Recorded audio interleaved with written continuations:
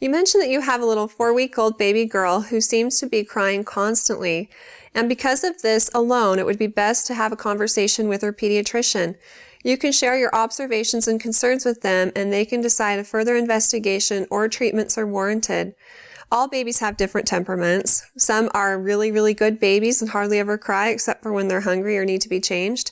And other babies are really fussy because for one reason or another, maybe they're just picky, and maybe that will continue as they get older, and maybe their temperament will change. But either way, it's always best to rule out medical problems first, and then if the doctor says that all is well, they can talk to you about how to cope, because it can be very difficult to have a baby that's extremely fussy. You've noticed that when you hold her upright, that can help, and sometimes babies who have reflux will prefer this position because when they're lying flat, stomach contents come up their throat and they feel like they have heartburn, and it can be painful. So this is a possibility, and again, another reason why you should bring it up with the pediatrician.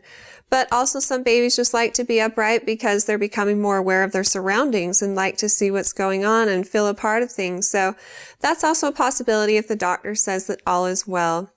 Good luck with everything. Hang in there, and do remember that if you feel yourself getting frustrated when your baby is crying, you are a good and responsible parent. If you put her in her crib for a couple of minutes, if you feel the need to cool down.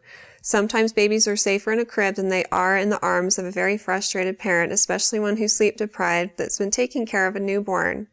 If you feel like you need help, call friends and family. It's always easier to take care of another person's baby that's crying instead of your own, because you feel really anxious because you can't meet their needs.